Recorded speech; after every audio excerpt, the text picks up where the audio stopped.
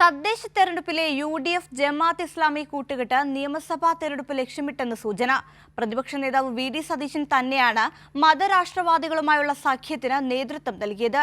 എന്നാൽ അവിശുദ്ധ കൂട്ടുകെട്ടിനെതിരെ കോൺഗ്രസ് അണികളിൽ നിന്ന് തന്നെ എതിർപ്പ് ഉയർന്നത് നേതൃത്വത്തിന് തലവേദനയായി. VD സതീശന്റെ തട്ടകമായ പറവൂരിലെ ചിറ്റാറ്റുകര പഞ്ചായത്തിൽ നിന്നാണ് UDF ജമാഅത്തെ ഇസ്ലാമി സഖ്യത്തിന്റെ തുടക്കം.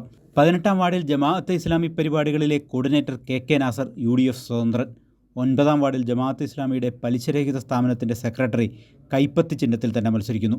നിയമസഭാ തെരഞ്ഞെടുപ്പിൽ പറവൂരിൽ ജമാഅത്തെ ഇസ്ലാമിയുടെ വോട്ട് നേടുന്നതിന് പ്രതിപക്ഷ നേതാവ് കണ്ടെത്തിയ കുറുക്കുവഴിയാണ് അവിശുദ്ധ കൂട്ടുകെട്ടെന്ന് നാട്ടുകാർ തന്നെ ആരോപിക്കുന്നു.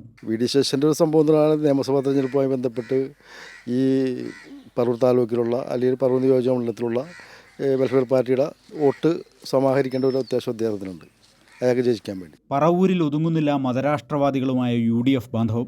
കോട്ടയം ജില്ലയിലെ ഈരാറ്റുപേട്ട നഗരസഭ, കാഞ്ഞിരപ്പള്ളി പഞ്ചായത്ത് എന്നിവിടങ്ങളിലും സഖ്യം പരസ്യമാണ്.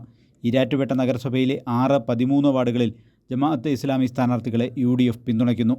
ഇതിൽ ഒരു വാർഡിൽ വെൽഫെയർ പാർട്ടിയുടെ ഔദ്യോഗിക ചിഹ്നമായ പാചകവാതക സിലിണ്ടറിൽ തന്നെയാണ് ജമാഅത്തെ നേതാവ് ജനവിധി തേടുന്നത്. കാഞ്ഞിരപ്പള്ളി പഞ്ചായത്തിലെ കോൺഗ്രസ് ജമാഅത്തെ ധാരണയാണ് ഏറ്റവും ഗൗരവതരം. ഭരണം ലഭിച്ചാൽ ജമാഅത്തെ നേതാവിനെ പഞ്ചായത്ത് പ്രസിഡന്റാക്കും. ഏതായാലും വ്യാപകമായ ജമാഅത്തെ കൂട്ടുകെട്ട് UDFനുള്ളിൽ അസ്വസ്ഥതയ്ക്ക് കാരണമായിട്ടുണ്ട്.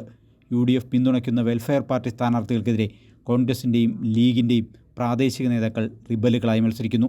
വെൽഫെയർ SDPI കക്ഷികളെ മുന്നണിയിലെടുത്തിട്ടില്ലെന്ന് ആവർത്തിക്കുന്ന എറണാകുളം DCC പ്രസിഡന്റ് മുഹമ്മദ് ഷിയാസ് പ്രാദേശിക നീക്കുപോക്കുകൾ ഉണ്ടായിട്ടുണ്ടെന്ന് സമ്മതിക്കുന്നു.